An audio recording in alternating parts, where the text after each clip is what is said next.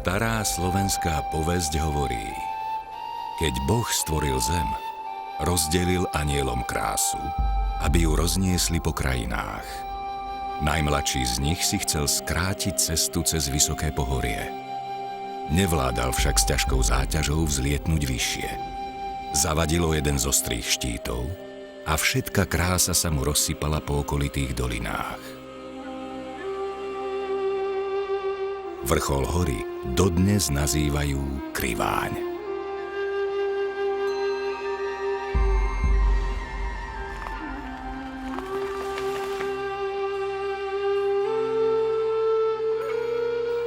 Povery o tajomných silách dlho bránili ľuďom preniknúť do hlbokých karpatských lesov.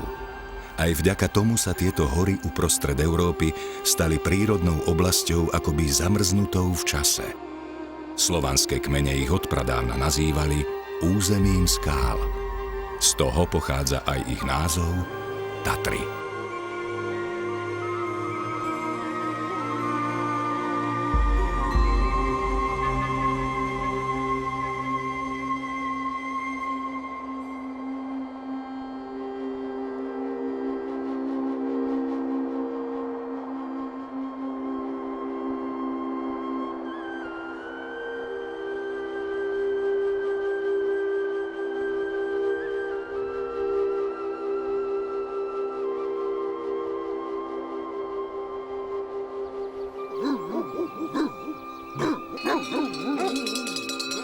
Tatry boli dlho územím nikoho. Až do 13. storočia, kedy po mongolskom vpáde potreboval panovník Uhorska posilniť horskú severnú hranicu novými kolonistami. Ráz krajiny pod Tatrami ovplyvnili valašskí pastieri oviec.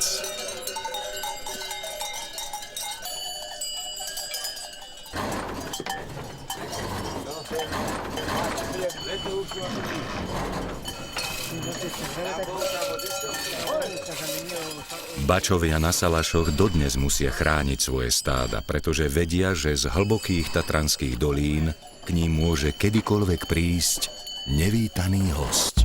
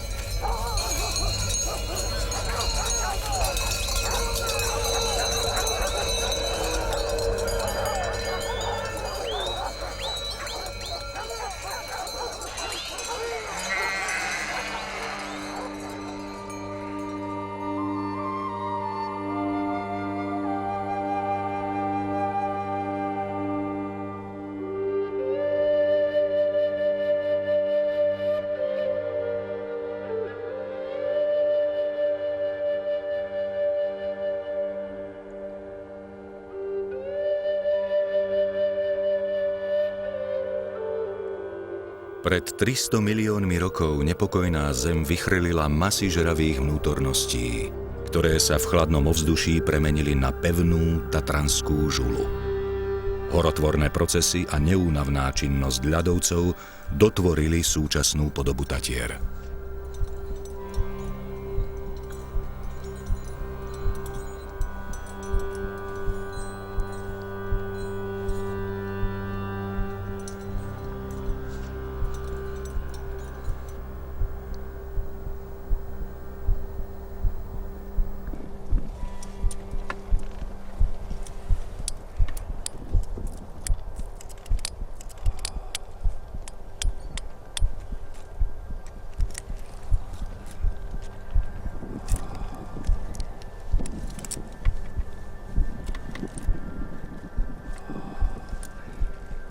Pred 10 000 rokmi ľadovce ustúpili.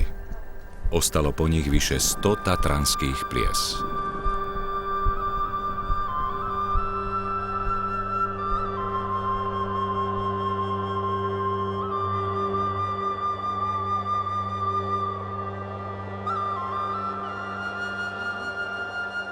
Ostré hrebene rozdeľujú bývalé ľadovcové doliny, ktorých tmavé lesy sú dnes teritóriom bájami opradenej šelmy.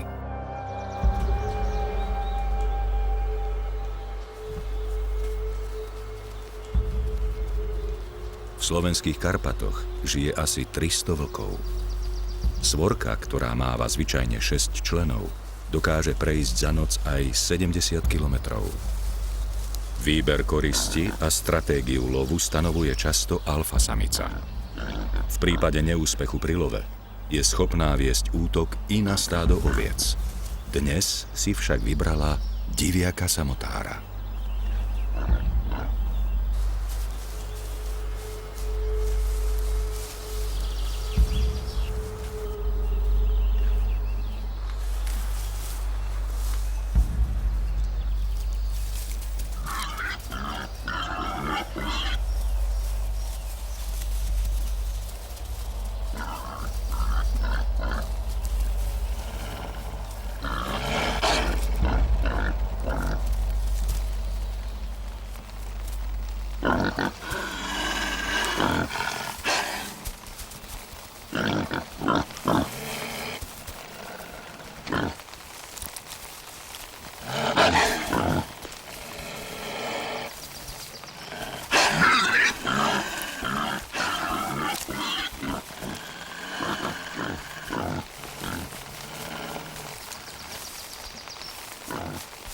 Starý poranený diviak je nebezpečný.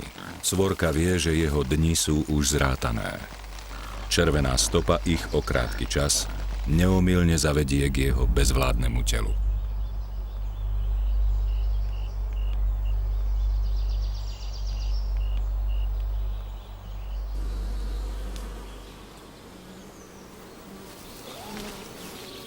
Medveď hnedý je šelma, ale nie je dobrý lovec.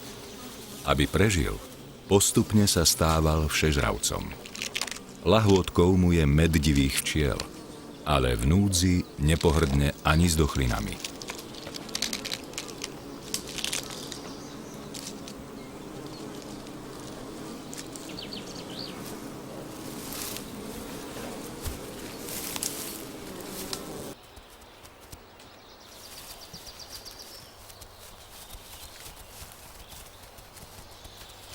Ranený diviak dokonal. Vyhľadovaná svorka prichádza skôr ako ich konkurent medveď. Prvý začína žrať vedúci alfapár.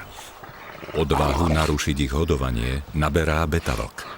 Za ním to skúšajú ďalší členovia svorky. Alfasamica však dá jasne najavo svoje dominantné postavenie.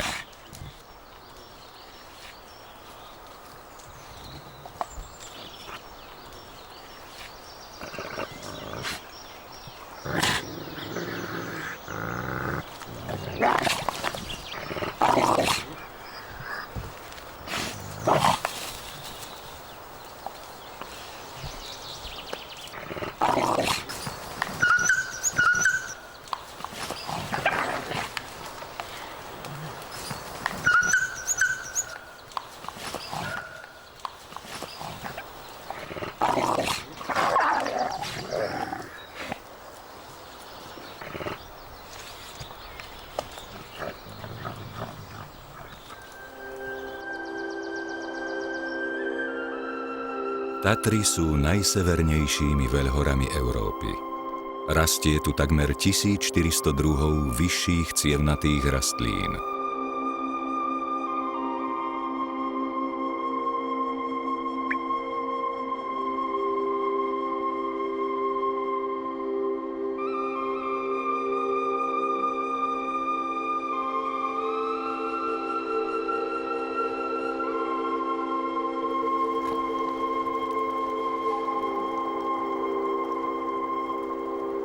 Mnohé z nich sú pôvodné druhy, ktoré sa nikde inde nevyskytujú. Tieto glaciálne relikty už veky odolávajú rôznym vrtochom počasia.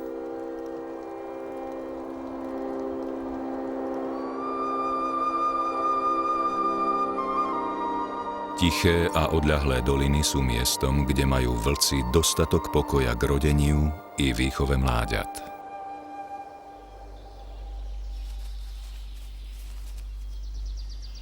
Vo svorke má len alfapár privilégium na dvorenie, párenie a splodenie potomstva. Dvojica odbieha hlbšie do lesa a hľadá súkromie. Po párení začína samica hľadať miesto pre noru. Po viac ako 2 mesiacoch od oplodnenia sa jej narodia mláďatá.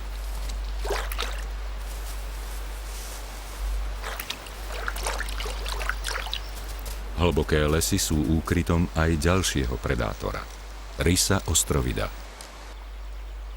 Stretnutie so svorkou vlkov je pre rysa nepríjemné. Hlasné zavíjanie je jasným varovaním, aby sa vzdialil z ich teritória.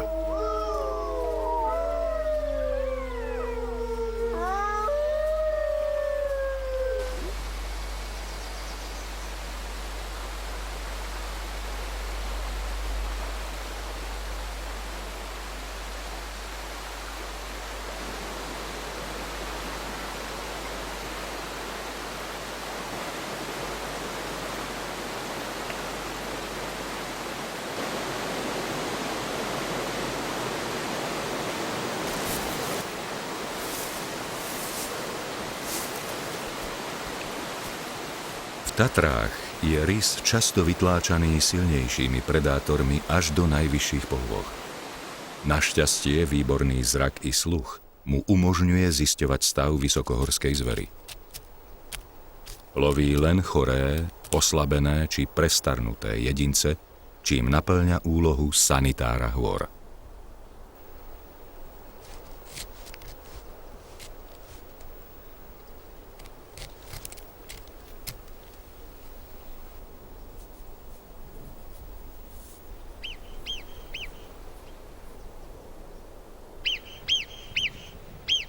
Svižď vrchovský tatranský je osobitou rasou žijúcou iba v Tatrách, už od doby ľadovej.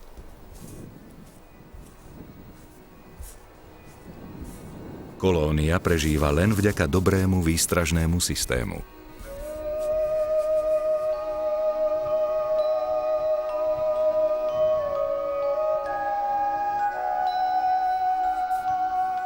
Keď hvist strážcov doliny stíchne, svište opäť opatrne vyliezajú na pašu.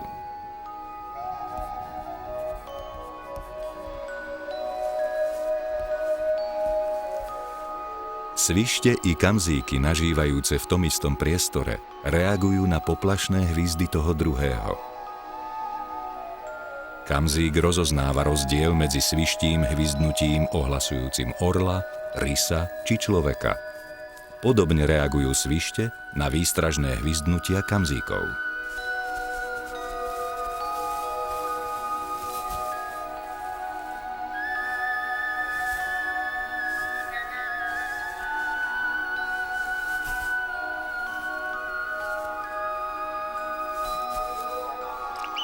Rys kontroluje svoje územie.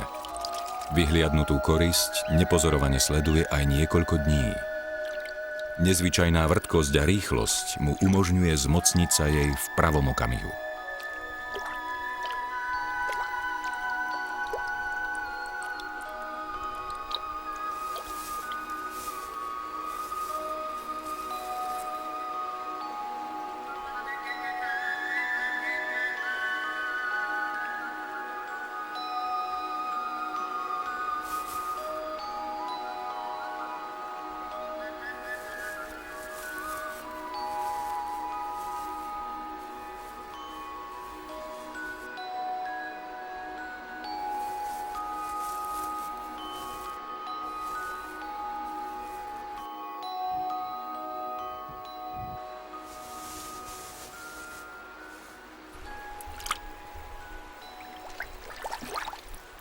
Zrazu ho zaujme živočích, ktorého ešte nevidel.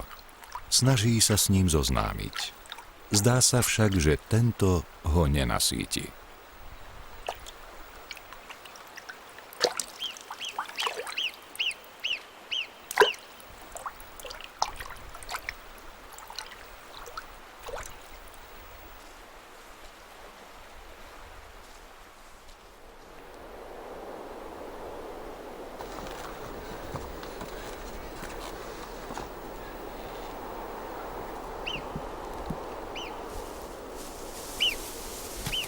Tatry sú jediným európskym pohorím, kde vysokohorské chaty zásobujú nosiči.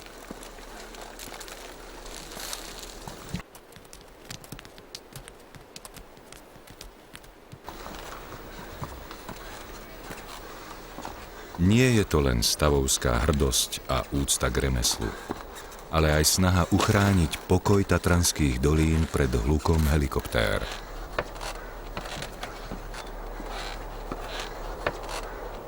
Už začiatkom 20. storočia začal budovať uhorský karpatský spolok sieť chát a kvalitných turistických chodníkov, ktoré vedú až na najvyššie končiare Tatier.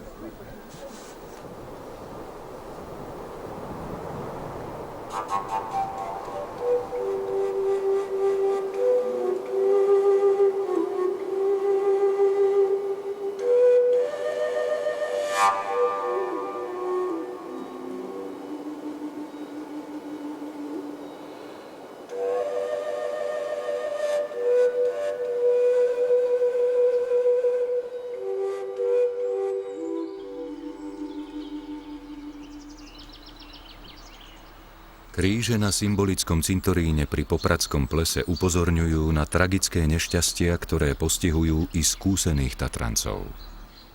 Na kaplnke v tieni limbového hája vyzýva k zamysleniu motto mŕtvým na pamiatku, živým na výstrahu. Keď sa jarabina zafarbí prvými mrazmi do červená, schádzajú sa tu horáli, aby sa pomodlili za priateľov, ktorých láska k horám bola silnejšia než ich vlastný život.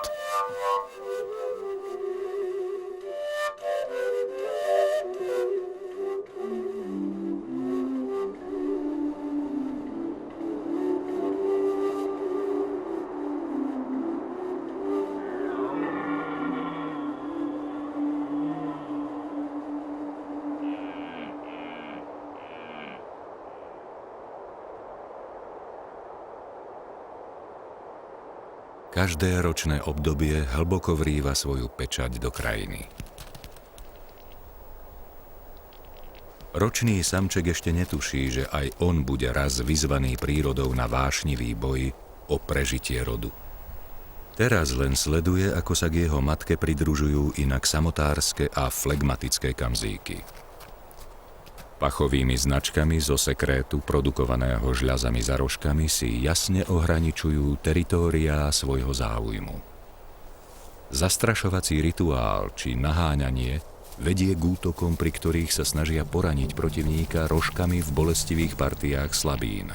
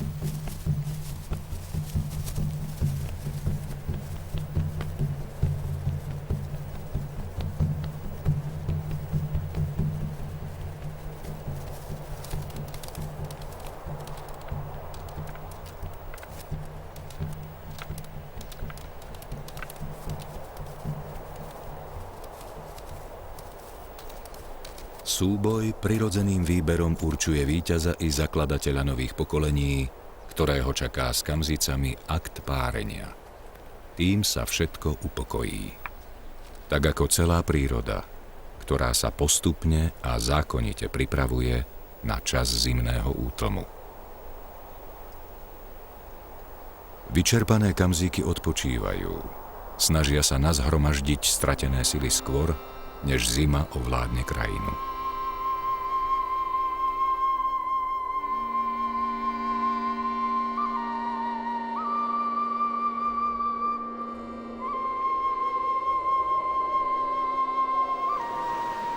Jelenia zver sa zhlukuje do čried kvôli väčšej bezpečnosti i vzájomnej opore pri vyhľadávaní skromnej potravy.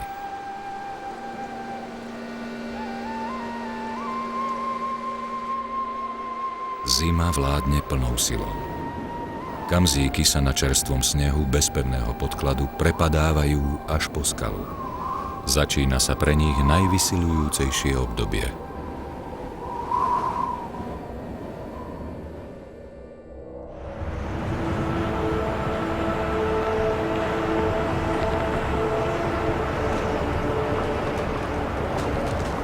Výchrica dosahuje silu orkánu.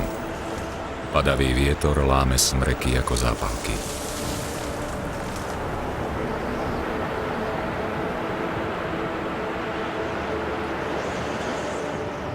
Veterná smršť v roku 2004 zanechala spadnutý pás lesa širokým miestami 5 kilometrov a dlhý takmer 50.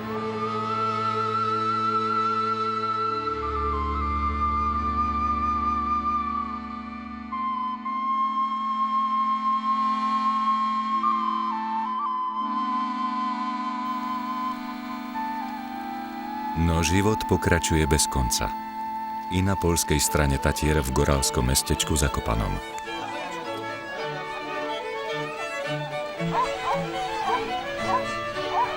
Hrdí goráli sú verní svojim koreňom popredkávaným s horami a vierou v Boží zázrak.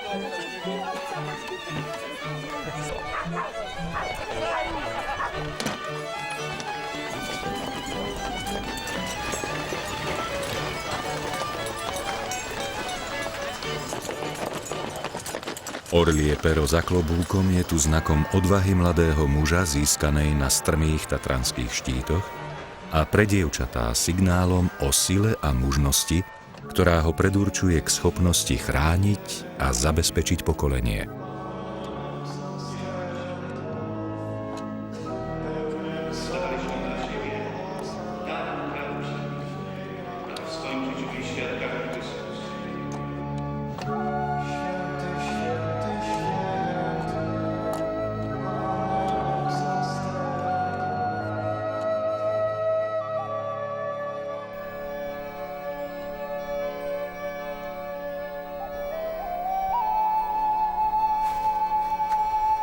Sotva utíchne hukot lavín, kamzičie stádo vystupuje na skalnatý hrebeň, kde vietor odkryl skromné trsy lišajníkov a tráv, nedostupných v dolinách pod naviatým snehom.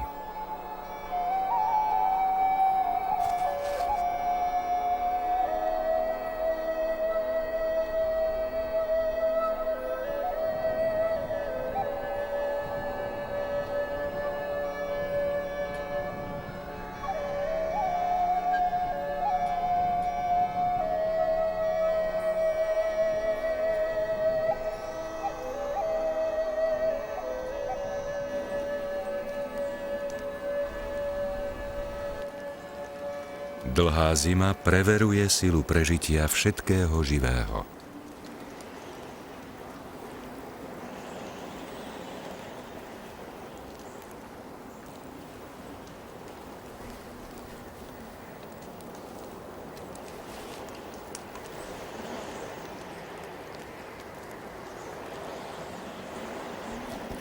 Rys hľadá zmrznutú zver, ktorá nevydržala tuhé mrazy, hlad a hlboký sneh. Pomaly sa blíži čas, kedy aj on, samotár, začne hľadať družku, aby si splnil povinnosť zakódovanú prírodou.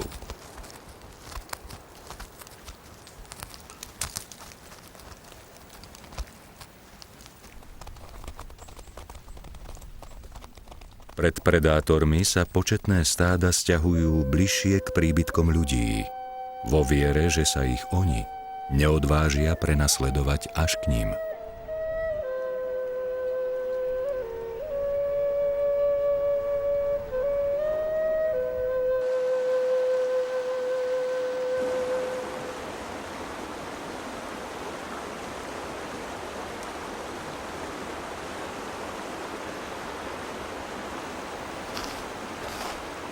Človek tu od dávna prikrmuje zver, aby vydržala dlhú tatranskú zimu.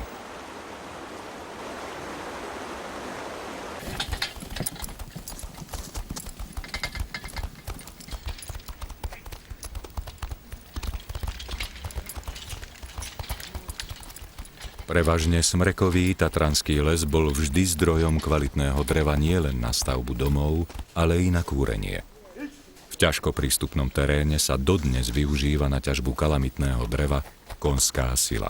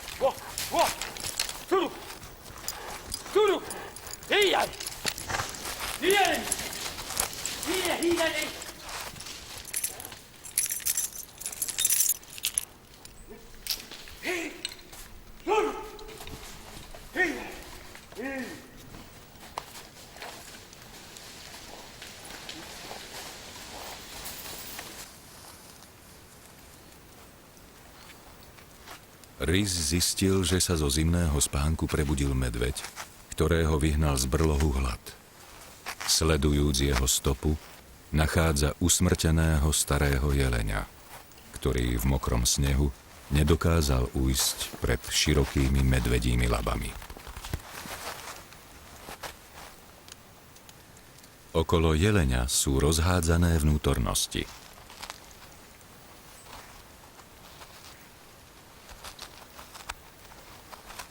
Rys vie, že keď chce uloviť nejakú korisť, musí prekryť svoj pach pachom vysokej. K tomu poslúži obsah z bachora jeleňa.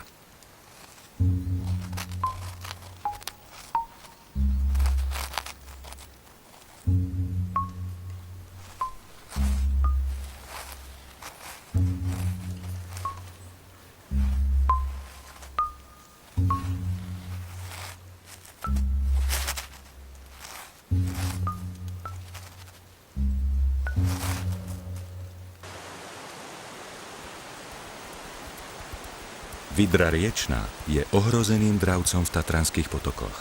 Loví pstruhy, raky i žaby. V zime migruje do pásma nezamrzajúcich riav, ktoré jej umožňujú prežiť. Neraz prechádza z povodia do povodia aj cez horské sedlá.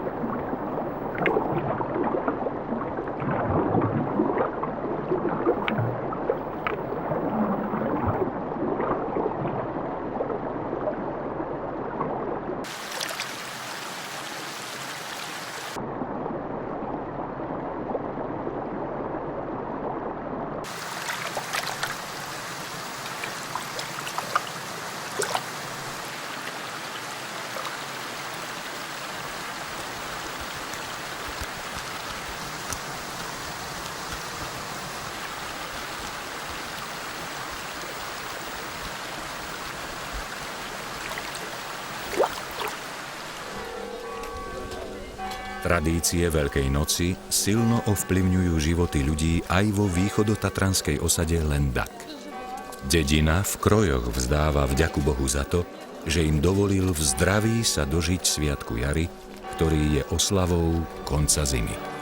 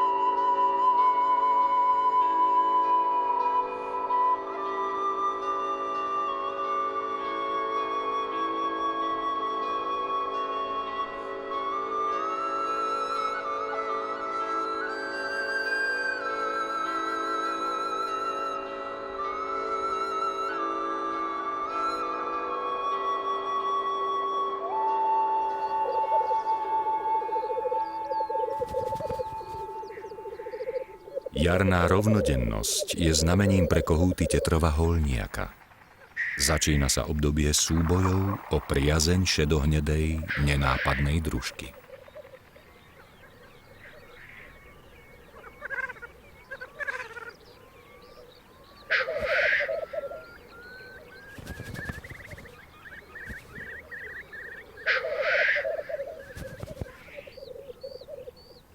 Prílišná zaujatosť tokaním sa však môže stať Tetrovom osudnou.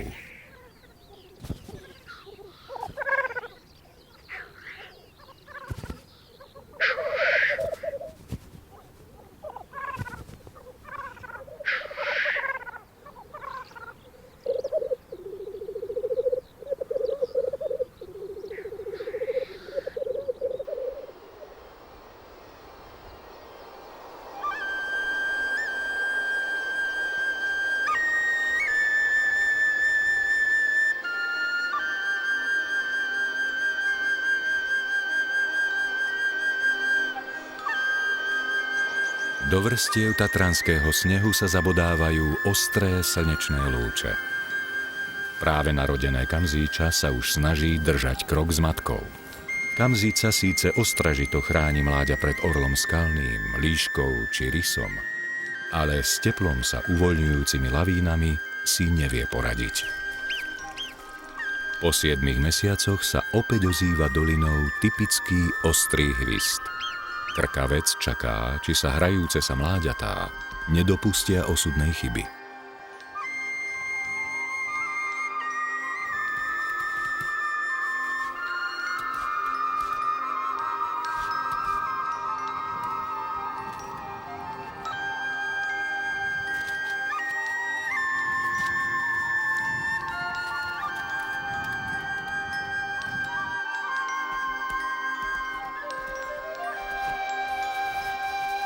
V tomto období nie je vzácnosťou uvidieť medveďa, ako hľadá pod skalnými stenami lavínami strhnuté telá kamzíkov.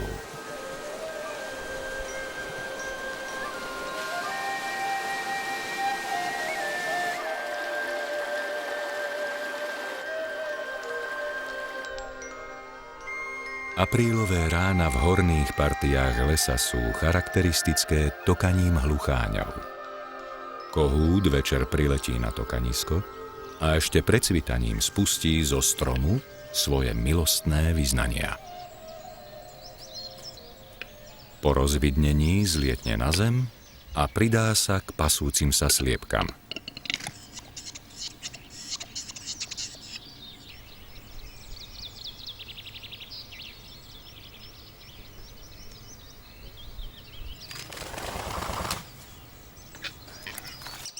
Rys mapuje nové hniezda.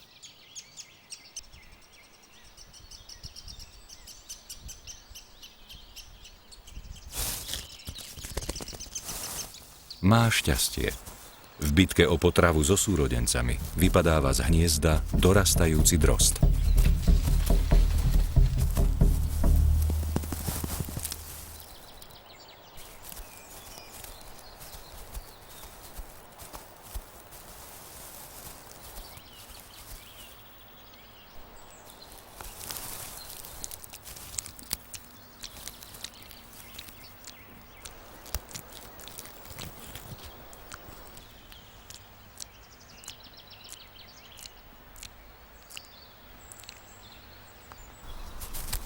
Rýchlo rastúce horské lúky znamenajú pre vysokú ukončenie dlhého obdobia pôstu. Tam, kde je dostatok zvery, sa objavia i predátori.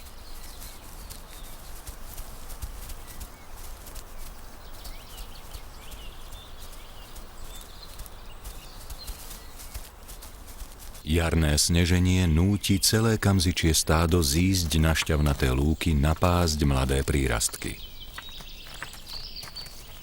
Krajina sa omladila, všade cítiť nový život.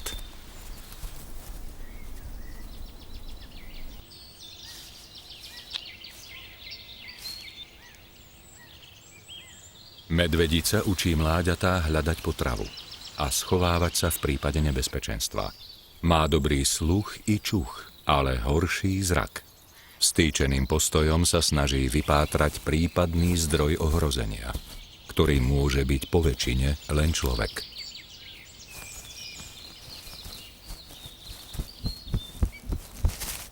Pár orla krikľavého vysedel dve mláďatá. V génoch majú zakódované, že prežiť v hniezde môže iba jedno. A tak staršie ubije mladšie, alebo ho jednoducho vytlačí z hniezda.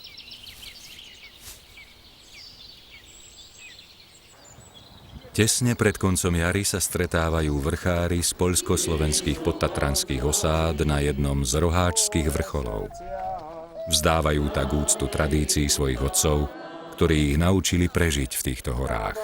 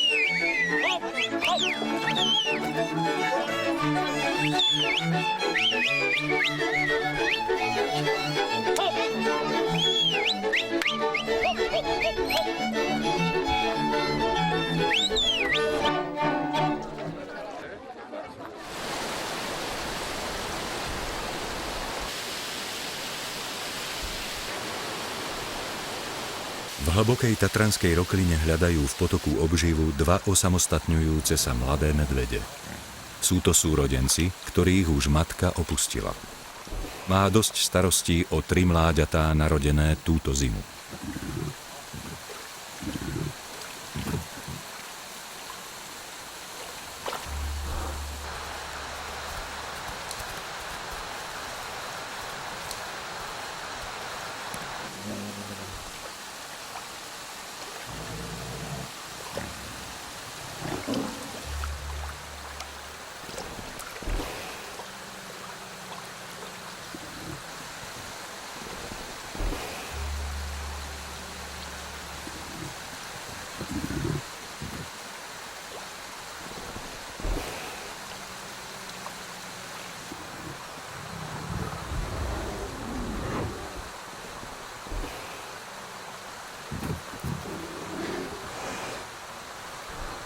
Mladé medvede si musia hľadať vlastné teritórium.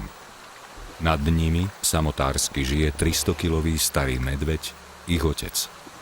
Keby sa tam však objavili, isto ich vyženie a možno i roztrhá.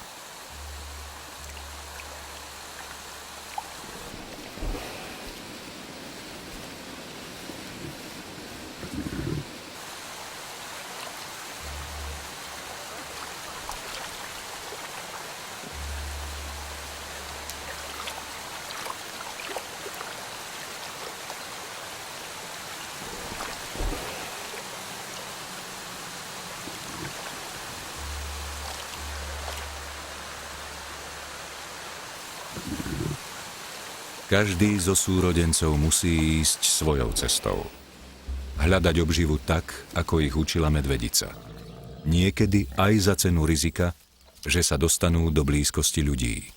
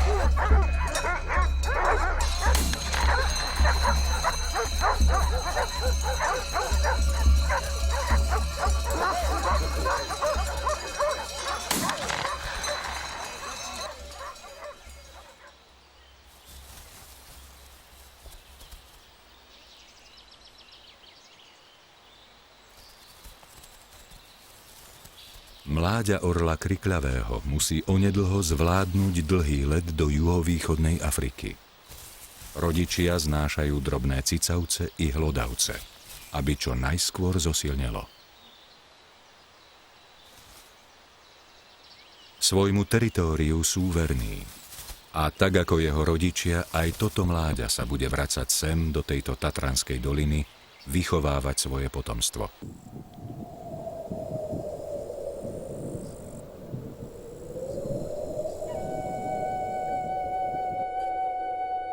Strmé vápencové steny Belanských Tatier sú vhodné na hniezdenie orla skalného. Prehľadné orlíča zavše donesie svišťa alebo srnčie či kamzičie mláďa. Vďaka impozantnej sile a rozpätiu krídel až 230 cm je uznávaným kráľom tatranskej oblohy. Je naozaj povznášajúce vystúpať do výšok a hľadieť, ako on, ponad doliny na zubaté hrebene či kolmé skalné steny.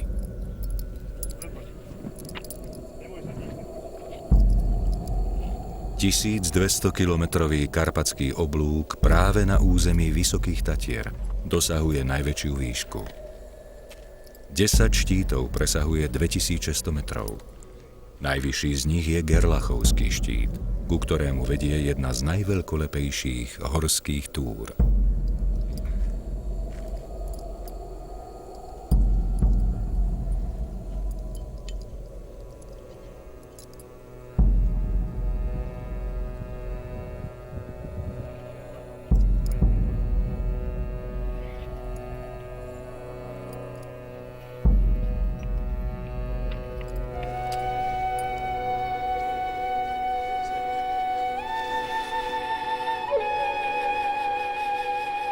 Ponad skalný múr Vysokých Tatier prelietavajú aj sťahovavé vtáky. Práve tatranské plesá si často vyberajú na oddych pri dlhom lete. Patrí k nim aj kačica divá, ktorá tu vysoko v horách dokonca zahniezdila a teraz vychováva potomstvo.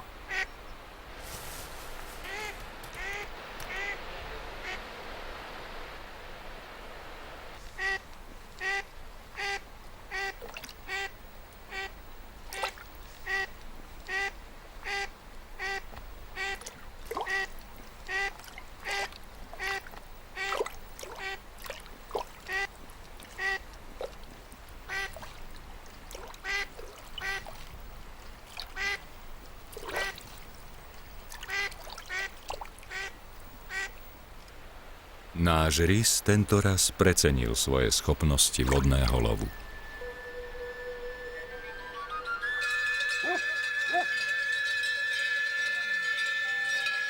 Zdá sa, že honelníci s bačom prežívajú starý, romantický svet. No ťažká práca trvá od skorého rána do večera.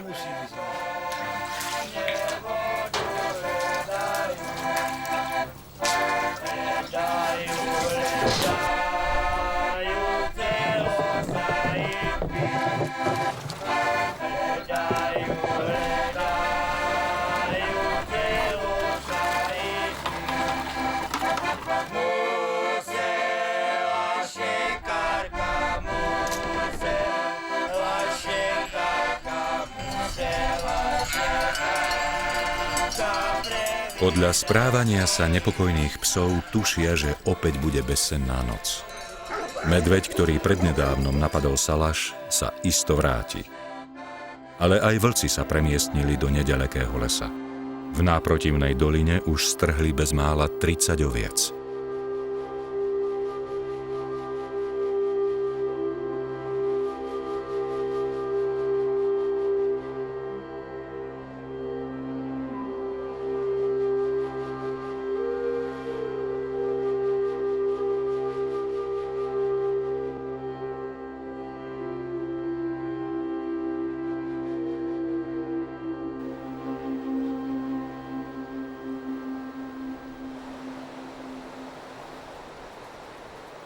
Vlci niekoľko dní pozorujú blízky Salaš.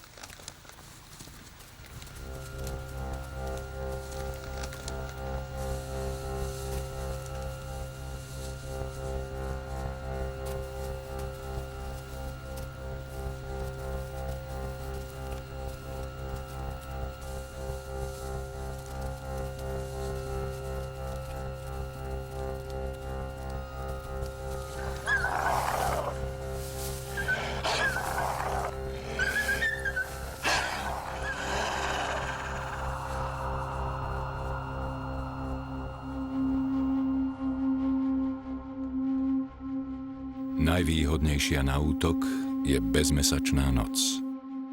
Ale zisťujú, že košiar je dobre strážený.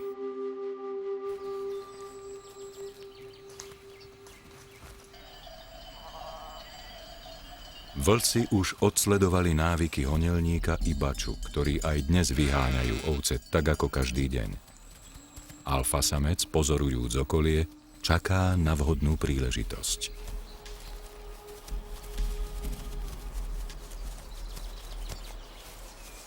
Pri prázdnom košiari sa postupne váľajú v ovčích výkaloch, čím zakrývajú svoj pach. To im umožní priblížiť sa k ovciam.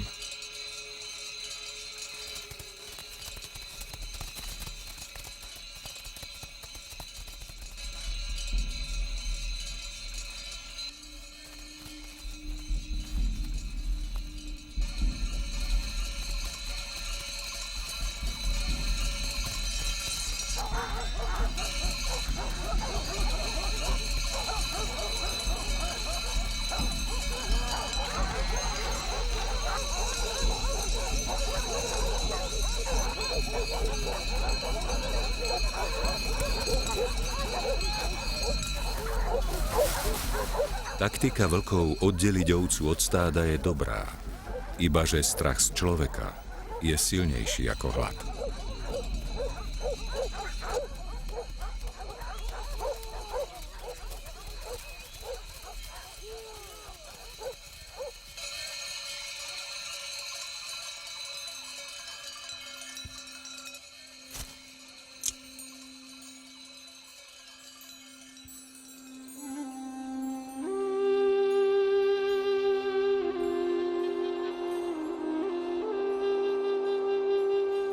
Kedysi patrili vlci medzi najrozšírenejších predátorov na Zemi. Vďaka svojej vynaliezavosti, inteligencii a schopnosti prispôsobiť sa. Mali však smolu. Narazili na človeka, ktorý sa živil rovnakou potravou a používal podobnú stratégiu lovu. Tento zápas o teritórium nemohli vlci vyhrať.